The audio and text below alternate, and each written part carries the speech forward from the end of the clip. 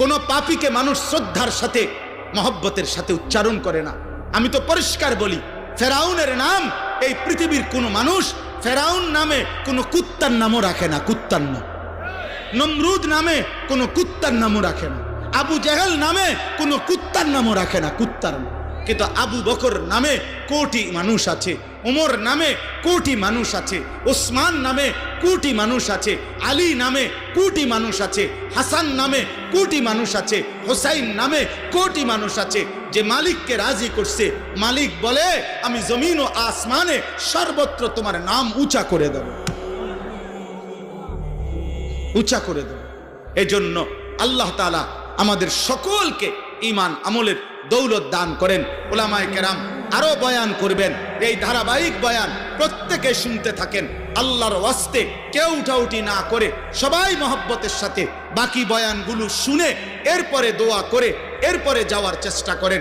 নওজোয়ান ভাই, আমাকে আমার গাড়ির কাছে যাইতে হবে, আমি আরো দূরে যাইতে হবে।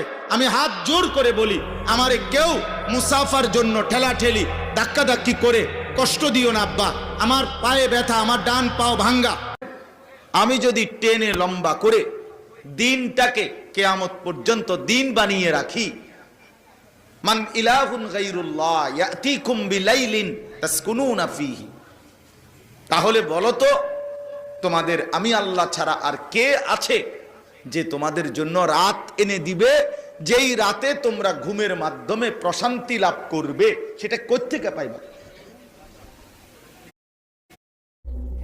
অতএব আমার দাদার বয়সীরা ওরা হয়তো তোমার আগে কবরে চলে যাবে, তোমার বাবার বয়সী কবরে চলে যাবে, কিন্তু তোমরা 14, 16, 18, 20, 22 বছরের ছেলে, যে পরিমাণ তোমরা যা করছো, তোমাদের আগামী ভবিষ্যৎ তোমরা মুসিবতে ফেলে দিবা। যদি কোনো দিন দেখো তোমার বোনও চরিত্রহীন, তোমার মেয়েও চরিত্রহীন, তোমার স্ত্রীও চরিত্রহীন, তখন বাঁচবা কেমনে বাপ?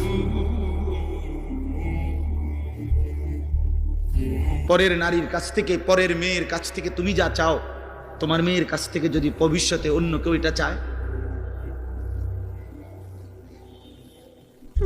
ওই ঘরের বোন থেকে তুমি যা চাচ্ছ হারাম সম্পর্কের মাধ্যমে, তোমার আপন বোন থেকে যদি সেটা কেউ চায়,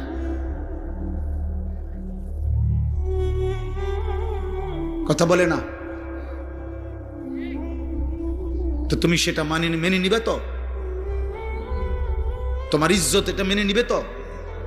তোমার আত্মসম্মান এটা মেনে নিবে তো? আল্লাহর নবী সাল্লাল্লাহু আলাইহি সাল্লাম এক যুবককে এই কথাটাই বলছে, নবীজির হাদিস। ওই যুবক জিনা করতে চেয়েছিল, নবীজির কাছে অনুমতি চাইছিল। ইযান লি বিজিনা, বলছি ইয়া রাসূলুল্লাহ আমি জিনার অনুমতি চাই। আল্লাহর নবী সাল্লাল্লাহু আলাইহি সাল্লাম তাকে 5টা প্রশ্ন করছে ওই যুবককে। এই কিতাব আমার গাড়িতেও আছে, আরবি কিতাব। ওই যুবককে নবী বললেন, আমি তোমার কাছে জানতে চাই, আফা তুহিব্বুহু লি উম্মিক ওয়া ইবনাতিক ওয়া উখতিক ওয়া আম্মাতিক ওয়া খালাতিক। আমি সংক্ষেপে বললাম। নবীজি বললেন, যুবক তুমি কি চাও তোমার মায়ের সাথে কেউ জিনা করুক? যুবক বলছে, লা ইয়া রাসূলুল্লাহ, না। তোমার মেয়ের সাথে না, তোমার বোনের সাথে না, তোমার ফুফুর সাথে না, তোমার খালার সাথে না। আল্লাহর নবী বললেন, ওয়ালান নাসু লা ইউহিব্বুনাহু লিউম্মাহাতিহিম ওয়া বানাতিহিম ওয়া আখাওয়াতিহিম ওয়া আম্মাতিহিম ওয়া খালাতিহিম। তাহলে যুবক মনে রেখো, কোনো মানুষও চায় না তার মায়ের সাথে কেউ জিনা করুক, তার মেয়ের সাথে কেউ জিনা করুক, তার বোনের সাথে কেউ জিনা করুক, তার ফুফুর সাথে কেউ জিনা করুক, তার খালার সাথে জিনা করুক। তুমি যা চাও না অন্যরাও তা চায় না, তাহলে তুমি কিভাবে করবা? ওই যুবক তখন চোখের পানি ফেলে বলছে, ইয়া রাসূলুল্লাহ আমি কসম করে তওবা করলাম, এমন নাফরমানি আমি আর কোনো দিন করব না। আল্লাহর নবী তখন কাছে টেনে তার বুকে হাত দিয়া ওই যুবকের জন্য নবী 3টা দোয়া করছে। আজকে কিশোর যুবক, তোমরাও যদি কেউ নিয়ত করো যে হারাম ছবি, হারাম নারী, হারাম দৃশ্য, হারাম বিবাহ বহির্ভূত কোনো মেয়ের সাথে কোনো সম্পর্ক করবা না, অশ্লীলতার বেহায়াপনা করবা না, তো আমি ইনশাআল্লাহ এই দোয়া তোমাদের জন্য করব। 30 বছরের নিচে, 30 বছরের নিচে যাদের বয়স, তোমরা হাত তোলো। দেখেন কি পরিমাণ।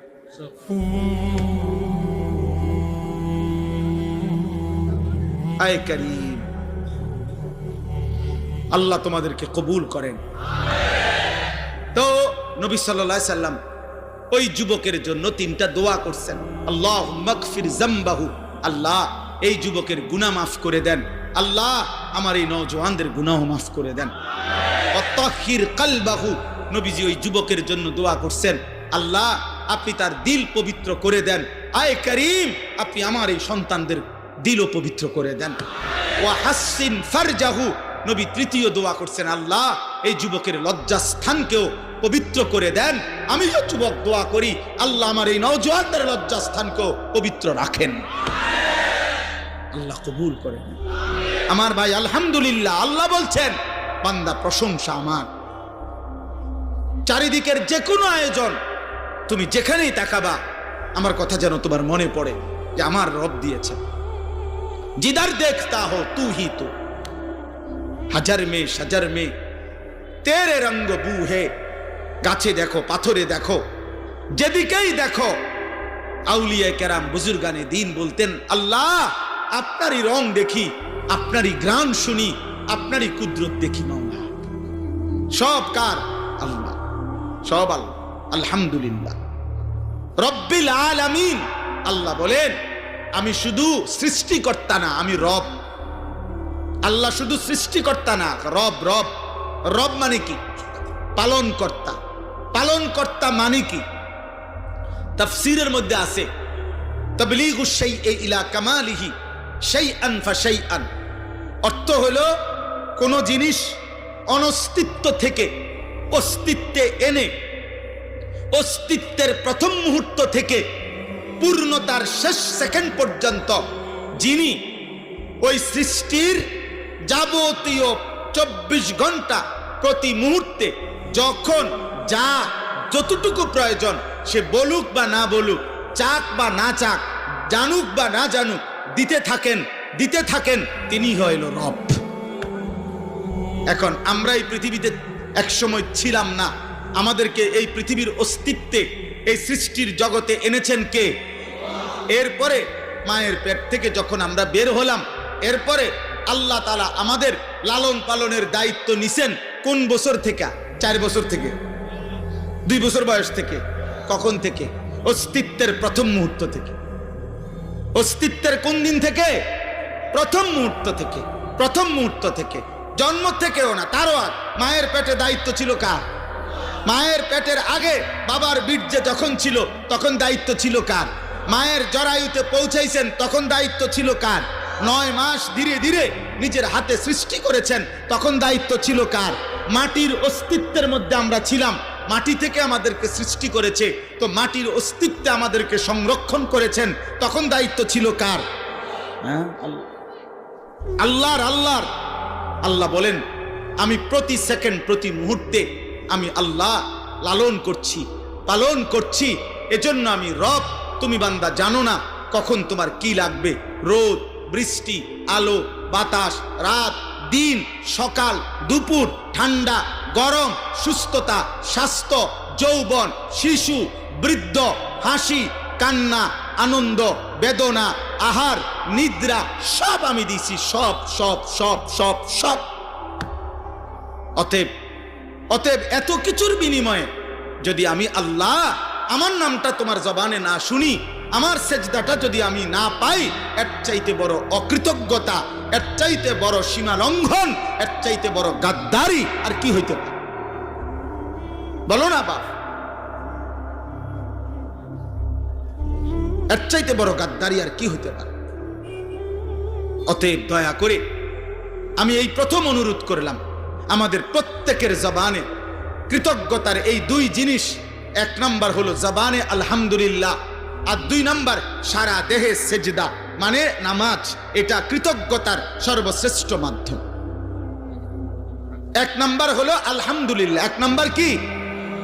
জবানে বলা। জবানে আমাদের প্রতি মুহূর্তে বারবার এই জবানে বলা উচিত আলহামদুলিল্লাহ। যখনই আমাদের জীবনের যেই কোনো প্রয়োজন পূরণ হয় তখনই আমাদের বলা উচিত আলহামদুলিল্লাহ। আলহামদুলিল্লাহ। প্রতিবার খাবারের পরে বলা উচিত আলহামদুলিল্লাহ। প্রতিবার ঘুম থেকে জেগে বলা উচিত আলহামদুলিল্লাহ। প্রতিবার বাথরুমের প্রয়োজন সেরে বের হয়ে বলা উচিত আলহামদুলিল্লাহ, অর্থাৎ রবের প্রশংসা, রবের প্রশংসা। আল্লাহ আপনি দিছেন, আপনি দিছেন, আপনি দিছেন, আপনার শুকর, আপনার শুকর, আপনার শুকর। এজন্য দোস্ত, প্রত্যেকটা বাবা ছেলে সবার কাছে অনুরোধ, ভাইয়া আমরা আল্লাহ তাআলার প্রশংসার এই বাক্য বেশি বেশি বলার চেষ্টা করব ইনশাআল্লাহ। সবাই সবাই আমরা বলি আলহামদুলিল্লাহ, আবার বলেন আলহামদুলিল্লাহ, আবার বলেন আলহামদুলিল্লাহ। সবাই কেমন আছেন? শরীর স্বাস্থ্য কেমন? ঘর পরিবার কেমন? আয় রোজগার কেমন? বাবা মা কেমন? ভাই বোন কেমন? জীবন চলছে কেমন? রাত কাটে কেমন? দিন কাটে কেমন? আলহামদুলিল্লাহ, আল্লাহর প্রশংসা, আল্লাহর প্রশংসা। এবার আল্লাহ বলেন আর রহমানির রহিম। আল্লাহ তাআলা বলছেন, বান্দা এই যে গোটা জগৎ, এই বিশাল কায়নাত আমি যে পরিচালনা করি, তোমাদের সকলকে আমি লালন পালন করি, এটা কারো পক্ষ থেকে আমার উপরে কোনো দায়িত্ব না, কারো পক্ষ থেকে আমার উপরে কোনো চাপ না। কেউ আমারে বাধ্য করে নাই, আমারে কেউ দায়িত্ব দেয় নাই, কেউ আমারে জবরদস্তি করার মতো অধিকার নাই। আর রহমানির রহিম, আমি ভীষণ দয়ালু, আমি সীমাহীন দয়াবান, আমি অপরিসীম করুণাময়। আমার দয়ায়, আমার মায়ায়, আমার রহমতের দরিয়া থেকে আমি তোমাদেরকে লালন করছি।